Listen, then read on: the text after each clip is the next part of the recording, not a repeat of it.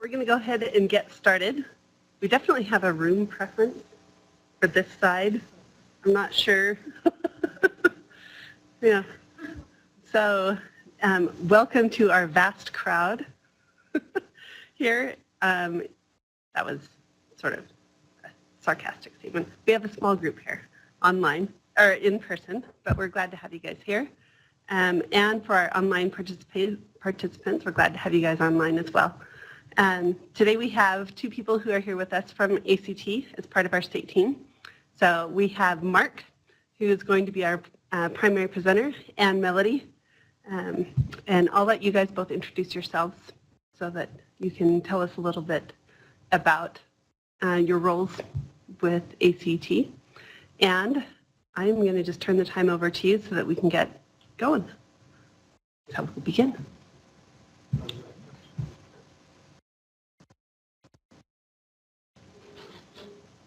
Good afternoon. My name is Melody Wall, and I am the program manager for ACT here in Utah, for the state of Utah, and work with Rebecca closely on the state contract. And Mark and I work together as a team to deliver the best possible service and testing experience for everyone. So Mark is going to be doing the presentation today, and I know that you'll get lots of great information, and we look forward to your questions afterwards. Thanks for attending, everyone.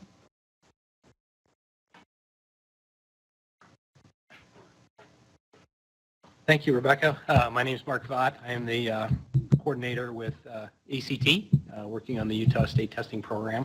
So delighted to be here today to give you a presentation about the ACT state testing in Utah. So again, welcome to everybody online and here in the room. I'll go through my presentation, and if you have some questions, if you can save those to the end, that's great. I think we have a live chat going on that we can try and answer some questions, live chatting as well, but there will be some time at the end that we can answer some questions as well. So without any further ado, I will go ahead and get started. Just some goals for today: provide a high level of information to Utah district and school staff to assist with the successful planning and administration of the ACT exam, provide an understanding of tasks that schools will need to complete, and provide resources and contact information to help with questions. This is a screen just showing the testing dates that are laid out for the testing program. February 27th is our initial test date, which is fast approaching. So we are just a little bit more than a month away. So as we all know, that will be here before we know it. Talking about the testing program enhancements for this year over last year, one of the main things new for this year for Utah is that PLUS writing is offered this year. So PLUS writing is offered in both paper pencil and in online testing. Tests can only be administered on the following days during the window of February 27th through March 8th. For online testing, that would be the Tuesday, Wednesday, Thursday. ACT did a study and just found that most of the testing took place on Tuesday, Wednesday, Thursdays, and so we just concentrated that window now to Tuesday, Wednesday, and Thursday for testing for online. Submitting address changes. Address changes can now be submitted via change requests online to ACT. So if that needs to be done, they can be done online. An extended break option for the writing. So since this is your first year with writing, all of this is really new to you. The option to offer an extended break for lunch or snack between the multiple choice tests and the writing test is available for spring 17-18. The decision applies school-wide to all testing rooms and administrations for the test date. Security of test materials must be maintained during this break, and examinees must continually be monitored for prohibited behavior. Discussing test items, accessing cell phones or electronic devices is prohibited. Suggestions and guidelines for implementing this break are included in your administration manual for paper testing, as well as the manual for online testing also. Simplified consolidated returns. Process for returning test materials to ACT has been simplified. Polymailers will no longer be used this year. General processing envelope used for all answer documents and test administration forms. Materials will also be color-coded by administration type to help with returning materials. Reporting, something new this year in regards to reporting. It will be available electronically for 17-18 this year. Profile reports, non-college reportable letters, and student data files will be available electronically through the Pearson Access Next system, or as we kind of call it, PA Next. Test facility requirements. Just kind of a basic diagram here showing your room setup and seating arrangements. We generally recommend that 3 feet, students be set 3 feet apart, shoulder to shoulder, just to give adequate privacy, and also front to back when you set up your testing rooms. Also, 2 reliable timepieces, a phone, proper lighting, temperature, and ventilation. And of course, we want to have it free from distractions. And test-related bulletin boards, we do suggest that those be covered in the room as well.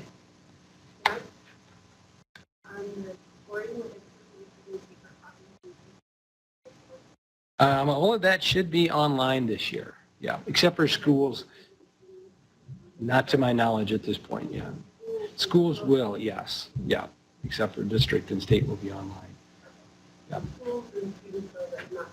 Right, yes, definitely, yeah. Hey, crap. Sorry, we're glad you were able to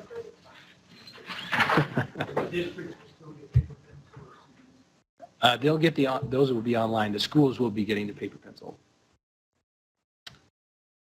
Off-site testing requirements. Testing must only occur at a location that meets ACT facility requirements. If off-site testing must be used, testing must occur at a location which, again, meets our requirements. If testing requirements cannot be met at a school, testing at an off-site location is an available option for initial makeup and or accommodated testing.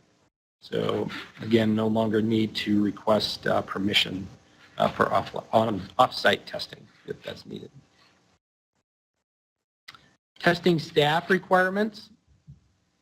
There are ACT policies that must be followed which protect testing staff from appearance of a conflict of interest. To protect testing staff and their relatives from the appearance of a conflict of interest, if school staff have a relative testing with standard time or with accommodations anywhere in your state during the state and district testing administration, they may not serve as a test coordinator. Staff may serve as a room supervisor or proctor, but not in a room where your relative is testing. They may not have access to the relative secure test materials. Scores for an examinee are canceled if this policy is violated. If staff are in doubt about who is considered a relative, according to the policy, err on the side of caution.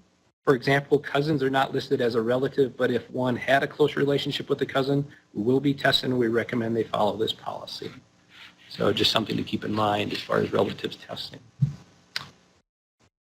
Selecting testing staff, persons ineligible to serve as staff, high school students, volunteers, and lower division undergraduate students, anyone taking the ACT within 12 months, or if someone is involved in an ACT test prep situation. Athletic coaches is something that's a popular question.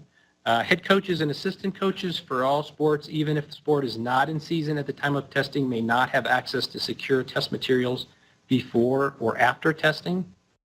A coach may serve as a room supervisor but may not supervise one-on-one testing of a student athlete. There must be more than one examinee testing in a room a coach is supervising. Proctors. Proctors may be used to assist the room supervisor and the test coordinator. If less than 25 examinees are testing, a proctor is required in addition to the room supervisor for every 25 examinees after the first 25 in the room. If schedules require, proctors may be rotated between rooms as long as a staff member stays in the room. Direct examinees to specific, some things that proctors can do, direct examinees to specific assigned seats and mark attendance and ID on the roster during check-in. Verify the test timing on a separate timepiece than the room supervisor, and also be attentive to examinees and material at all times in the room. Test coordinator is responsible for the complete participation in verifying your school's student enrollment in PA Next. Plan for a test administration at their test site or off-site location, including site readiness if testing online. Gaining access to the TAA, or the accommodation system, and granting access to others to assist in accommodations applications, and then ensure eligible examinees participate in test administrations and administer all components of the ACT, whether that's the non-test, the initial test, and makeup tests as well. Test security. Receipt and check-in of test booklets. Test coordinators should check in all the shipments following the directions in the administration manual within 24 hours of receipt. If the test coordinator is present, a designated staff member may assist with materials. The assisting staff member must not have a potential conflict of interest with handling test materials. To avoid security issues, lock the materials in storage as soon as check-in is complete. In the event of a security breach, please contact ACT immediately to let us know. Secure storage. It is the test coordinator's responsibility to securely store test materials. Access to the materials is limited to the test coordinator. Materials must be stored in a locked safe or vault if possible.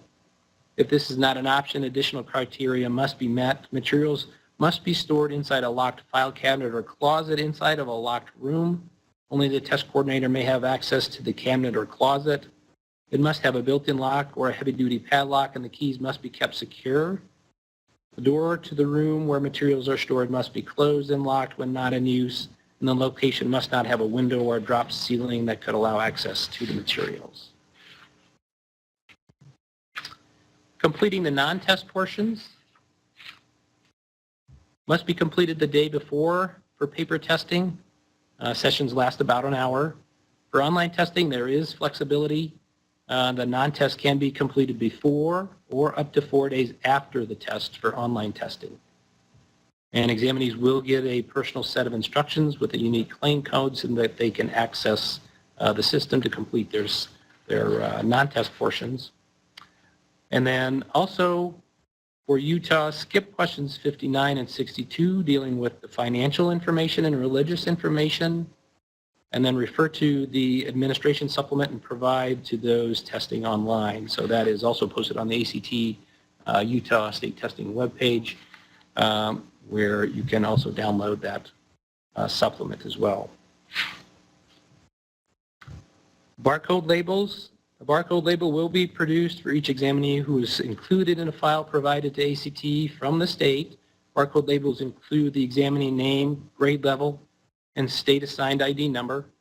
Barcode labels are placed on the back of the answer document when paper testing. They are not used for online testing. However, ACT does send you barcode labels for your students in case you need to revert back to the paper testing for one reason or the other. If any examinee is testing and does not have a barcode label, the ACT student code will need to be hand-gridded on the answer document.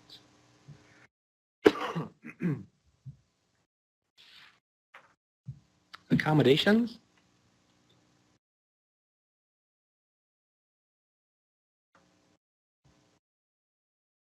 Locally approved accommodations. No ACT approval is needed if the following are met. Test with standard time. Use standard test materials. No additional breaks. Consistent with the plan on file and cannot disrupt testing or provide an advantage. A common example of a locally approved accommodation is seating an examinee at the front of the room to hear properly or at the end of a row to have wheelchair access. Examinees with a medical need may have a snack, drink, or medication, or may use a medical device such as diabetic pump. We recommend that you test these examinees individually to avoid distractions to others. For examinees with hearing impairments who do not need extra time or extra breaks, a sign language interpreter may sign the test directions and visually notify the examinee of the test start, 5 minutes remaining, and stop time. Non-college reportable accommodations. Schools will follow the procedure for how to create and submit additional orders section in Pearson Access Next user guide for the ACT test to order materials for non-college reportable. Again, non-college reportable, the scores are not reportable to colleges. There's no ACT approval that is needed. And if you do need non-college reportable materials, that is ordered through PA Next. ACT approved accommodations. ACT approved accommodations are fully reportable to colleges, scholarships, and other educational entities. Students with either an IEP or current 504 plan may apply for ACT approved accommodations. The disability must be professionally diagnosed. This is in compliance with the regulations of Title III of the Americans with Disabilities Act. Examples of accommodations include extended time and additional breaks, Braille, large type, DVDs, reader, or scribe. Online accommodations include standard, double, or triple time over multiple days, or authorized stop-the-clock breaks. ACT approved accommodations request process. So the requests are submitted through TAA, and the deadline was January 12th for those accommodations requests. However, we still are in the window for reconsideration of ACT approved accommodations, and then also late consideration request deadline is February 23rd.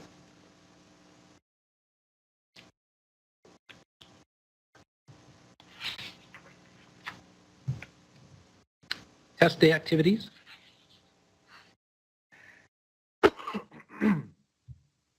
We recommend starting the verbal instruction before 9 to start test 1 at or before 9 o'clock. Standard time testing must occur only during the designated test date or online testing window. Testing must be the examinee's first activity of the morning. The requirement to begin no later than 9 does not apply to testing with accommodations, and you may schedule testing any time of the day for accommodations. Distribution of materials.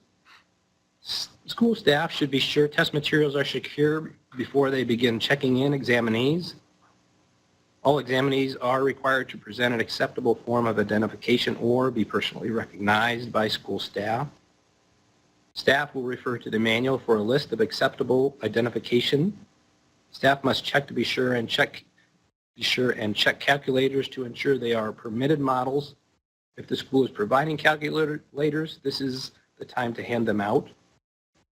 Examinees may not be in possession or use cell phones or any other electronic devices at any time, including breaks, and the examinee must not be able to access them during testing. The calculator policy, just showing here, make sure to review the calculator policy so you're familiar with it. Check for the prohibited calculators, and then also the policy is located on the ACT Utah State Testing website as well. Seating examinees. Direct examinees to assign seats. Do not allow examinees to choose their own seats. If there is a proctor assigned to the room supervisor and proctor can work together on these activities.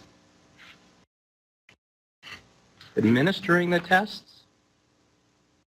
Tests must be administered in the exact order.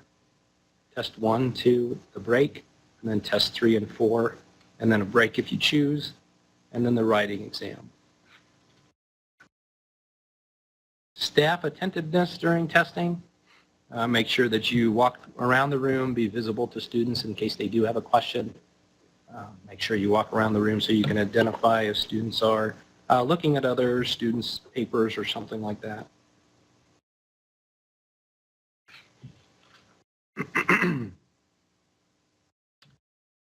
Examinees who leave during a test collect the test materials until they are remitted. Examinees are not allowed to make up any missed time if they go to the restroom or something like that. Once they return, they continue. Prohibited behavior. Prohibited behavior does not need to be observed if you are certain it did occur. Dismiss examinees and inform them their answer documents will not be scored. So again, another reason to be vigilant in observing and so forth while you're in the testing room. Reasons for scores to be canceled, listed here as far as on ACT in rooms not set up correctly, a conflict of interest with staff, advanced access to the test content, tests not given in the correct order, mistiming of tests, that's probably one of the most popular ones. So just some examples there. After the test, Immediately after testing, the test coordinator must verify materials, check documentation, set aside and or order makeup materials, pack materials for return, and ship materials back to ACT. The test coordinator ensures correct test booklets and form numbers are on the answer documents. The test coordinator puts answer documents under the site header to pack and return to ACT. Collecting the room supervisor documents before dismissal, the test booklets, the answer documents, the test room report, the roster, seating diagram, timing report, and any irregularity report if one was created. Packing and processing, the test coordinator should follow the directions in the test coordinator information manual beginning on page 24 to correctly package materials for return. Double check the test day documentation to make sure copies for school records and make copies for school records before inserting them into the administrative envelopes for return. Check the test booklets to be sure there are no answer documents tucked inside, which should be processed, and return all test booklets to ACT. If you did not test, mark did not test on the administrative envelopes and provide reason to ACT. This information should also be submitted to us via email. Packing the cartons, materials used will be packed on the initial test date, such as the multiple choice test booklets, test materials distribution lists into the cartons the materials arrived in. There are prepaid shipping labels on the inner flap of the cartons, so be sure to reverse the flap so each outbound shipping label is visible. Cartons should be numbered so we know how many to expect when we receive them. By doing this, we won't need to call the school to find out how many cartons were returned. All test booklets should be sent back again. None should be held back for makeup testing or anything like that. ACT will send you new test booklets. Different test booklets will be shipped, of course, for makeup. Storage until pickup. Store materials in secure storage until pickup. Return all testing materials on the pre-scheduled pickup date at the end of the testing window. As an alternative, if all of the testing is complete early on, you may return materials early. If for any reason your materials are not picked up on the scheduled pickup date, call ACT so we can arrange pickup. Makeup testing. Examinees. If examinees did not complete testing on the initial test date, the test coordinator and room supervisor must determine which examinees should be scheduled for makeup testing. Check the marked rosters to identify examinees who were absent. This includes examinees who arrived too late to test. Those examinees should be scheduled for makeup testing. If an examinee began testing but did not finish, it may be possible to schedule him or her for makeup testing. The test coordinator and the room supervisor must decide whether the test should be scored or if the examinee should be scheduled for makeup testing. After determining how many examinees will be scheduled for makeup testing, the test coordinator will need to go into PA Next and order materials. The test coordinator should be on the lookout for an email with ordering instructions from ACT.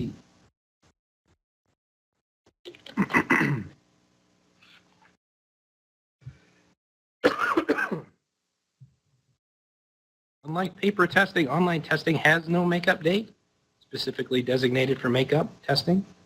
With online testing, an examinee may take a makeup test on one of the remaining test days within the online test window. In Pearson Access, next, you may create a new test session and move the examinee from their original session to the makeup session, or move examinees to an existing test session. Talk a little bit about online testing. Online testing, the time limits for online testing are the same as paper. Scores from online testing mean the same as scores for paper testing. Schools may choose the mode of testing for their students, paper or online.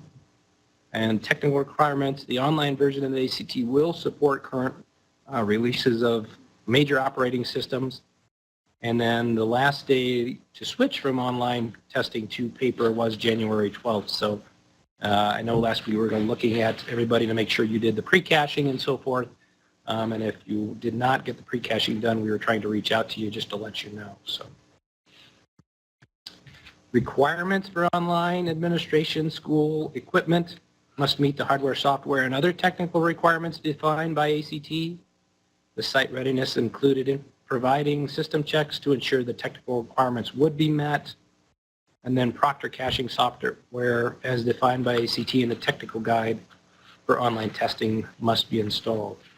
And we recommend that because those we found in previous years that if you didn't do the proctor caching were the schools it seemed like had the most problems with the online testing. So getting the pre-caching done, that's why we kind of made it mandatory to get that done. And it seems to help resolve a lot of problems that schools have.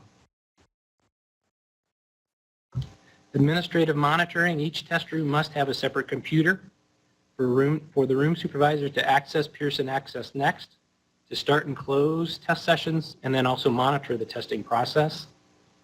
The room supervisor's computer must pass the technical check and be located in an area where all examinees are visible to the room supervisor. Administrative monitoring. Each test room must have a separate, looks like I had that one twice there, so I wanted to get that point across. It's important, yes, exactly. Thank you. The online process before test day, really there's an added component there as far as staff. We have now a technical coordinator that we ask that you have on staff to help you with the setup of the computers and so forth for the online testing. So we have the test coordinator, which creates the user accounts in Pearson Access Next, assigns examinees to a test session, prints the student authorization tickets, and then the technical coordinator reruns computer system checks a week before testing, pre-caches the test content, and then, of course, we have the examinee, and we also have your room supervisor and also any proctors you may have as well. On test day, the test coordinator distributes materials to each room supervisor, assists staff with questions and issues. The technical coordinator assists with any system issues and makes sure everything's ready to go. And the room supervisor prepares the computers for testing, starts the test sessions in Pearson Access Next, admits examinees to the rooms, and provides students student authorization tickets and seal codes so that they can begin their tests. The online process, the room supervisor reads verbal instructions, distributes materials to examinees, monitors test sessions, handles and documents irregularities, ensures that all examinees submit their tests, and then closes the test sessions in Pearson Access Next. Some components of the online testing, we have Pearson Access Next, we have Test Now, the Proctor Cache, and then System Check. Again, a few of the terminologies. The PA Next system is the web-based application utilized by testing staff, as well as the technical staff to administer the ACT taken online. TestNav is the secure browser, student-based application for accessing the computer-based assessment. Proctor Caching, the Pearson supplied software to accelerate the delivery of test content. And then System Check, an application developed to assist direct school technology coordinators with determining device and network readiness. Student authorization tickets. The student authorization ticket is a printout that contains the examinee's individually assigned username and password. Print one ticket for each examinee. The test coordinator prints the student authorization tickets from PA Next or Pearson Access Next prior to test day. They must be handled as secure and be kept in a secure location until test day. For accommodated testing, the student authorization tickets must be reused each day, such as for accommodated testing. Collect the ticket each day and keep it secure, then give it back to the examinee on the next test day or next sitting. Because they can be used, they cannot be used as scratch paper. Seal codes are a combination of letters and numbers. Examinees must enter in TestNav at the beginning of each test session to start that particular section. Seal codes are unique to each test session. Seal codes are retrieved by the room supervisor from Pearson Access Next and provided to examinees immediately prior to each test section. There is a seal code for each section, that being English, mathematics, reading, and science. What happens if if issues are encountered with the network during testing, TestNav will save the student responses to an encrypted backup file so the student can either continue testing or exit the system without losing response data.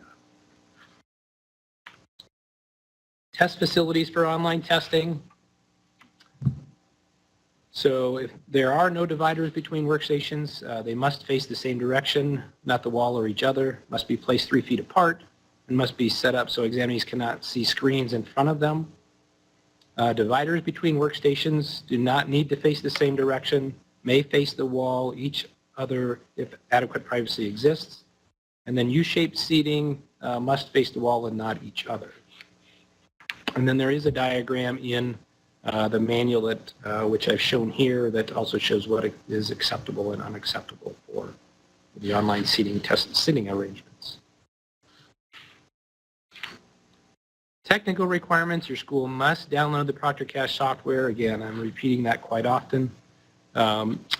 If you don't, ACT will be switching you. So like I said, we did some checking, and there was just a couple schools that we were reaching out to make sure that they had done their pre-caching, to make sure, first of all, they still wanted to do online testing. And if they did, we were trying to get them to get that completed. Just talking about what is Proctor caching again, it is the software used in conjunction with TestNav to reduce the bandwidth requirements and accelerate the delivery of test content. If schools do precast test content, it reduces the burden on the local network during testing. Proctor caching requires software installation on any computer that meets the minimum system requirements. It does not require a server. However, it should not be a computer also being used for student testing. While there is some setup work and the benefits of Proctor caching, enhancing the student's testing performance and minimizing any test day technical issues outweigh the additional setup time.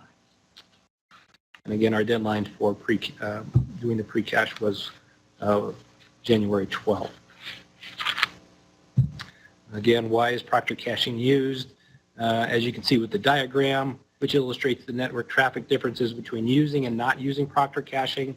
Without Proctor caching, as demonstrated on the left, multiple redundant copies of the same test are downloaded over the ISP connection while students are waiting for the test to load. This heavy use of bandwidth not only affects how quickly tests load for students, but also the available bandwidth for all other internet-related activities within the district. Whereas with Proctor caching, as seen on the right, schools will pre-cache 1 copy of each test, and tests will be served to the students from the Proctor caching machine, minimizing the redundant requests for the test content. Test coordinator responsibilities helps with the test coordinator setup of computers for testing. The persons in this role must be available on test day to assist and troubleshoot any technical issues that may arise. Ensures the school's computers and infrastructure meet online testing requirements, and again helps the test coordinator with other test day staff, tasks as needed. Test sessions. The test session in Pearson Access Next and TestNav is a single test event for specific examinees to complete the ACT test. The test coordinator will create 1 test session for each test room and then assign each examinee to a test session. You must assign examinees 2 test sessions prior to the first day of the testing window. Again, please refer to the administration manual for setup of these instructions. There's some excellent instructions in the testing manual for online testing. Security of test materials. Secure materials include non-test instructions for online testing, the student authorization tickets, used scratch paper. Materials must be locked when not in use with authorized access. Preparing examinees. For online testing, the non-test portions are completed by the examinee online and can be done in an in-school session or on the examinee's own time. Like paper, the non-test information should not be completed on test day, but it can be completed up to 4 days after the test day. The non-test instructions for online testing and taking the ACT are shipped to schools and provided to the students by the test coordinator. To complete the non-test sessions, the examinee will log on to the actstudent.org using non-test instructions for online testing with the unique student access code that is provided to them. Distribute a copy of the non-test instructions for online testing, 1 copy of the Taking the ACT State and District Testing booklet, and a copy of the administration supplement advising students to skip the financial and religious related question. How to complete the non-test information. During the non-test session, examinees follow the instructions in the non-test instructions in taking the ACT to complete. They're identifying information, high school course grade information, and student profile, and interest inventory information. Examinees should keep their copy of the ACT when completed, and students should allow for approximately an hour to complete the non-test sessions. Just talking a bit about accommodations. The requirement to begin no later than 9 a.m. does not apply to accommodations testing. Tests must be administered only during the accommodations window, or they will not be scored. Student authorization tickets for examinees with accommodations testing over multiple days. The student authorization ticket must be reused each day.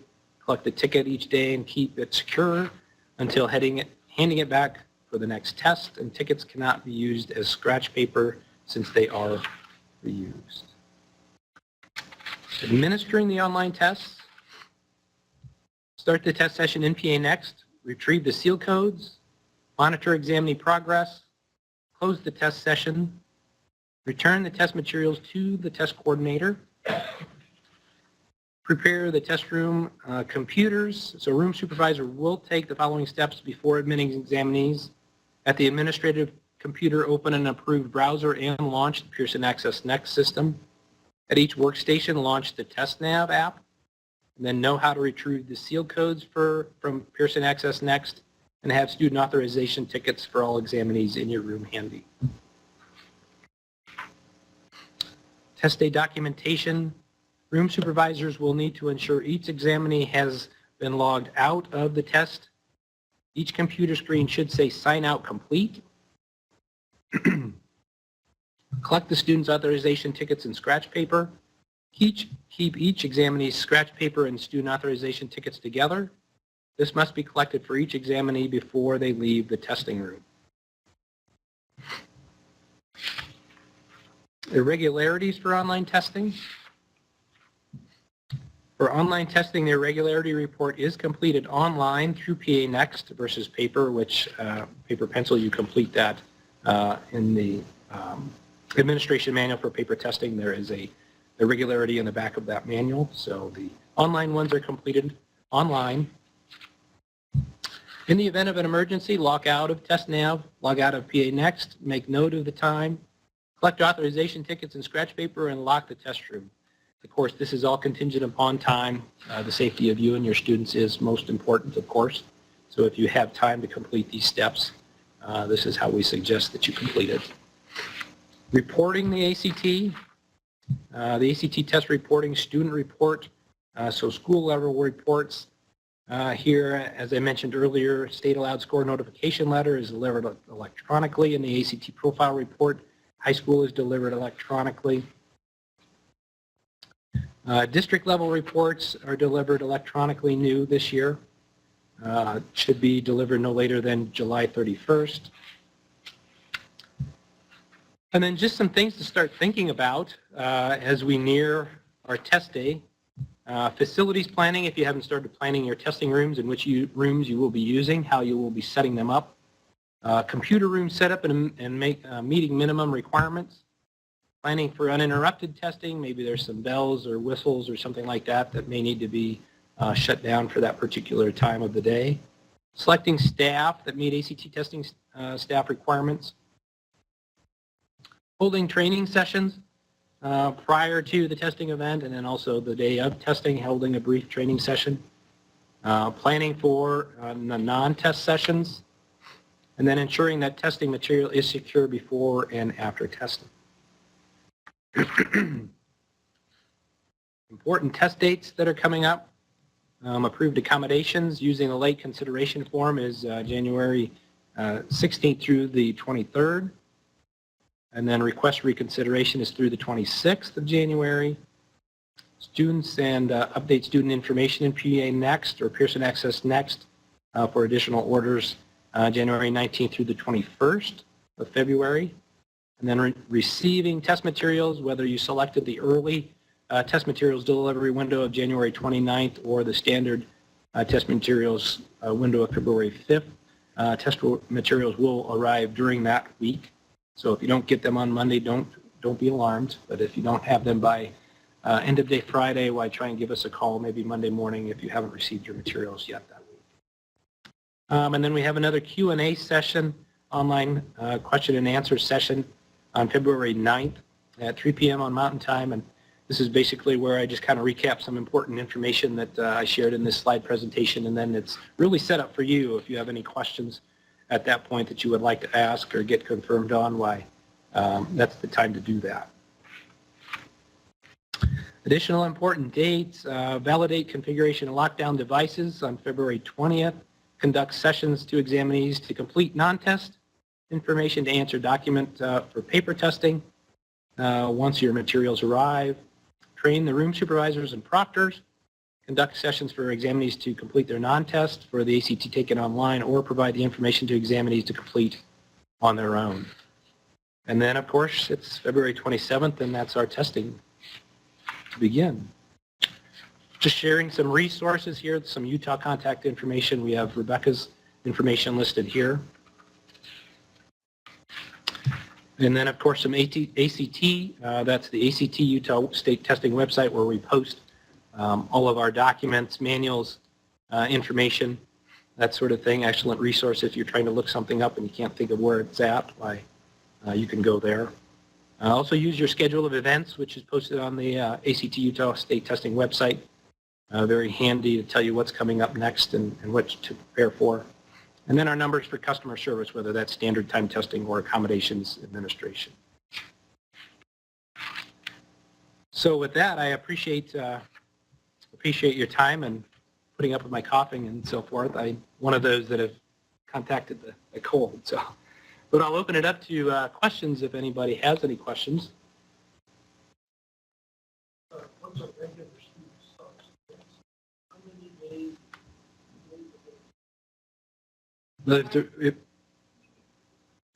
Sure. The question was if a regular student starts a test, how many days do they have to complete it? So if it's a standard time test, they'll complete it within that standard time window. Yeah, if it's an accommodated student, then it depends upon what their accommodation is. It might be for multiple days or extended time or something like that.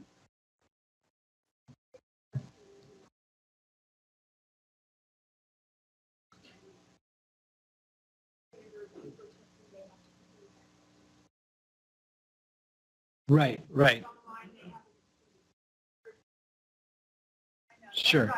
Well, so it really depends whether it's accommodated. I hope I've answered your question, first of all. It kind of depends upon whether it's standard time testing where they don't have any additional time. So they should all be completed during that time window, and then the timer, whether it's the timer, if it's a paper test, then the room supervisor is timing the test. If it's a computer-based online testing, then the computer is timing the test. So, if, say it's an hour test, this computer is going to shut off at 60 minutes, or if I'm the proctor, I'm going to push the button and say time is up. So if it's an accommodated test, and my accommodation is for time and a half, for instance, I might have time and a half, obviously, or double time, or I could maybe test over multiple days, and that would be an approved accommodation. So an approved accommodation through ACT, and hopefully that's been submitted to ACT for approval prior. So if it's otherwise, if it's a non-college reportable, obviously then they can determine how much time they need for that.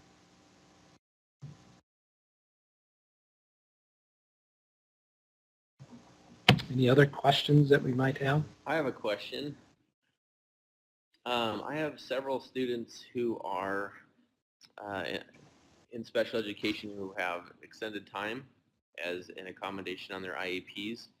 And I was just wondering, when I was going through the accommodations options last week, I didn't see anything that was specifically for extended time. How do I go about registering those students for those accommodations? So if you have students that need an accommodation, whether it's through their IEP or something like that, and you're seeking an approved ACT accommodation, then those requests should have been submitted. That process started in November, I believe, and ran through the 12th of January. So hopefully you had submitted that request for your students by now, and you should be able to go into PA Next to look up that student. There should be a PIN number attached to that student, identifying what accommodation that we granted for that, if we granted the request that you were asking for, if we modified it or something like that. If the request was denied, you do have an option to submit for reconsideration, and I can't think of what the date, if that's what you need to do. The request ACT approved accommodations for eligible students through the 23rd, I believe it is, for reconsideration if you need to. Hopefully that answered your question. To actually go on themselves and make that request, or have their parent go and do that for them? That was kind of my understanding. I was going through the paperwork there on accommodations, that they had to get that approved, and once they got that approved, would use that TAA PIN number to go in and set that up or whatever. That requesting accommodations for the students is the school test coordinator's responsibility. So that would have been something that the school test coordinator should have undertook. There is a consent form that needs to be signed by the parents for the student, but other than that, requesting the accommodation through ACT accommodations is the task of the test coordinator or the accommodations coordinator at the school. Okay. We're just kind of in a unique situation here. I work at the state hospital, and we have kids admit mid-year, discharge, they could discharge the day before they take the test or whatever. It's usually kind of within a week or so, or sometimes the day of, that we find out that a student's discharging. So we kind of have to kind of estimate our numbers as how many people will be taking it and what accommodations they have. Can be pretty tricky to have that registered and set up in time, which is kind of why we're in the situation that we're in right now, having students. I've already had 2 students leave that were supposed to take it, and they were registered for the ACT, but now they're gone. Then they had accommodations that they needed as well. So it's kind of tricky how to set that up. And I guess, is it too late at this point to make those requests? Is there like a late accommodation request form or something like that we can fill out? Yeah, it most likely is too late. There is another window. Yeah, it'll go with them. So, yeah, if they're testing, generally, I think we recommend that, maybe the homeschool take care of that as far as submitting that. And if the student has to test that, like, the hospital or something like that, but at least that accommodation request has been submitted, and then, wherever they test, that accommodation is still good. You would just need to move that student, in the system under whichever school they fall. Right. If it's a new accommodation or something like that, the one I like to use is, if I broke my leg or something like that, and, I need some additional time or something like that. But, yeah, that's exactly. Yeah, that window is still open.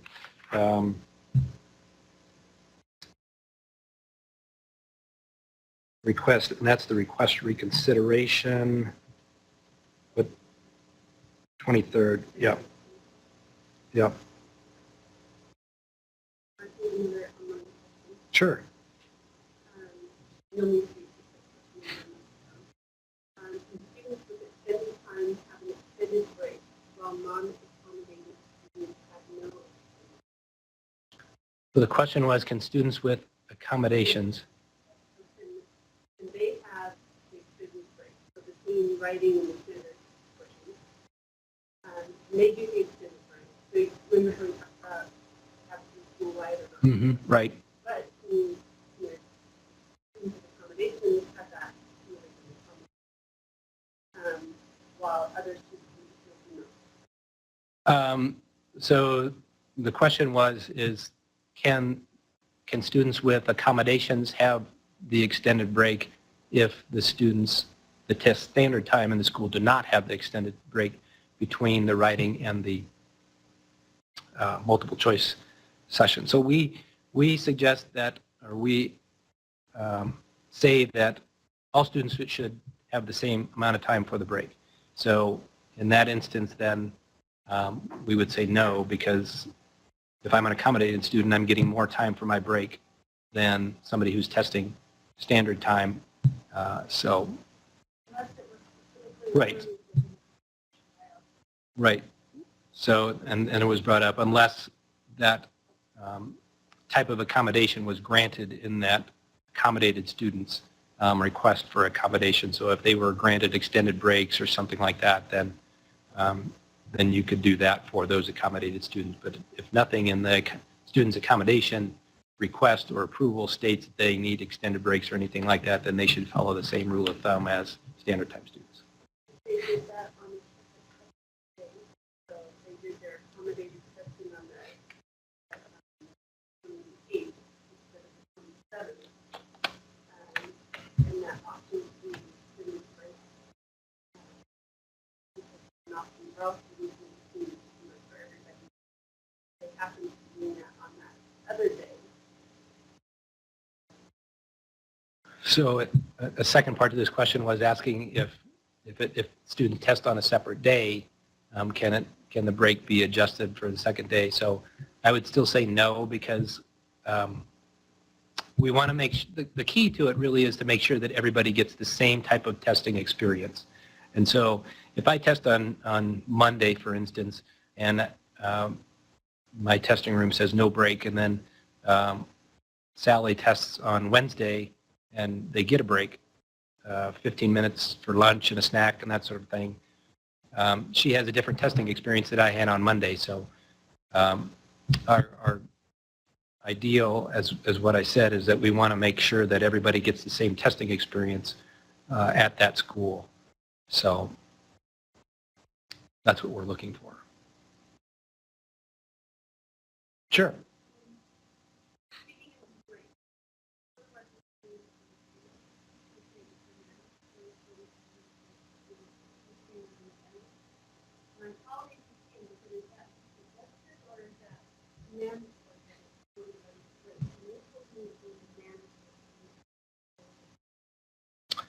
Now that's news to me. Sure, sorry. I had it in my mind to repeat the question, and then I got involved in trying to answer the question. So the question was about the break between the multiple choice and the writing section. Is it mandatory? Is it a mandatory 45-minute break between the writing and the multiple choice? And so if we look in the manual, and I've just got the administration manual here for paper testing, and I'm going to go to page 34. Nothing in here says that it must be manually 45 minutes. You can choose the length of the maximum. You can choose the length at which, if you don't want to have a break, that's up to you. If you want to have 5 minutes as far as a break, that's up to you. Right. It was towards the beginning. It was like one of the first, that's where one of the new things that we talked about. Probably slide like, I don't know, 6 or 7.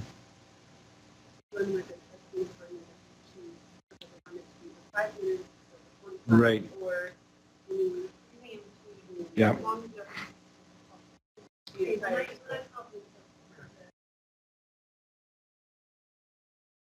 Yeah, and I can just read kind of the first, again, page 34 of the paper testing manual. Once the multiple choice booklets have been collected and verified after test 4, allow examinees to take either a 5-minute break or an extended break for lunch or a snack. This break is a school-wide decision determined by the test coordinator and applies to all writing testing rooms and administrations for that testing. So there's nothing in here that says 45 minutes, but that would be the maximum. So I'm sorry if you got incorrect information, but again, we suggest referring to the manual for that.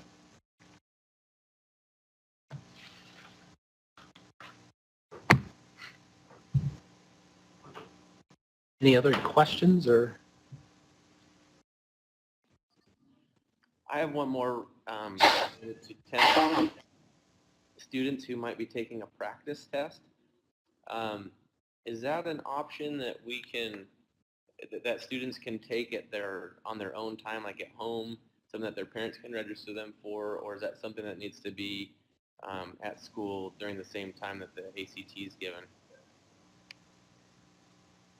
That's not anything that we determine. I don't know if there's anything specific that the state determines or if the school determines, but we don't have any specific regulations or qualifications around that. If they want to take a practice test at home, that's up to them. If a school does a practice test or something like that with their students, that's not something that we're regulating.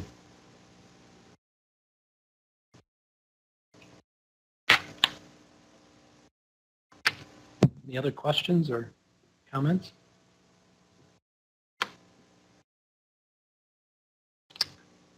Again, I just want to make sure we do send out emails, so we try and keep you updated with things that are going on, tasks that need to be completed, so you'll be receiving emails from us.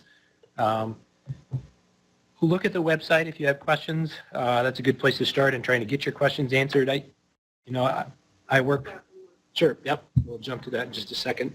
But I don't know the manuals by heart, and I like to go online, and it's easy to search. If I'm trying to look for something about a brake, you can go online and kind of search easily with it using the online manuals. So that's kind of a nice tool. I think we got one more question texted in. So this question is, can the phone that needs to be in the test room The question was, can the phone that needs to be in the room be a cell phone? I think we mentioned that it should be a landline, but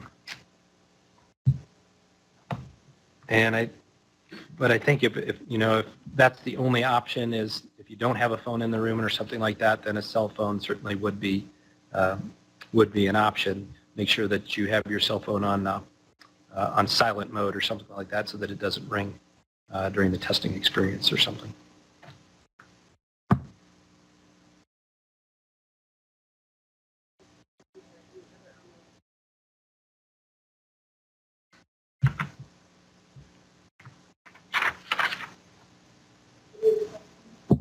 Once a school starts, like, they have for accommodations all the way to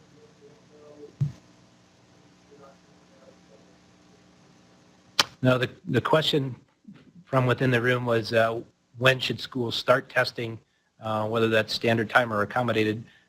Standard time, we ask that it be started by 9 o'clock so that they make sure that you get through the testing sessions and so forth on time. If it's accommodated testing, there is no stipulation that accommodated tests be started by 9 o'clock. It all depends upon how long of a session you have with the students, or if they're testing over multiple days and that sort of thing. It's kind of up to the school to gauge, what the accommodation that they have for their students and so forth, when they want to start and when they want to complete the tests. And sure, yeah. Again, like I said, use the instructions of what was approved for their students.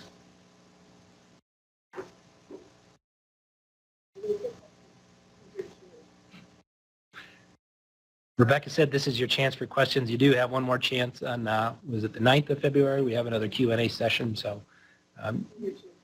yeah, this is your chance to beat me up in person. So you guys are very good. This isn't a new ball game to you. There are some new things every year, of course, but, generally it seems like we have a good experience here in Utah, speaking from ACT, and hopefully you have a good experience using ACT, and we appreciate that. You guys seem to know what you're doing in regards to the testing and so forth, and that's good. It's good.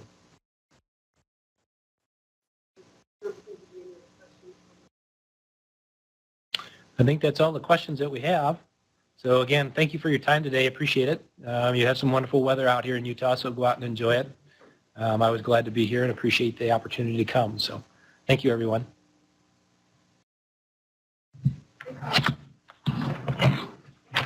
Thank you.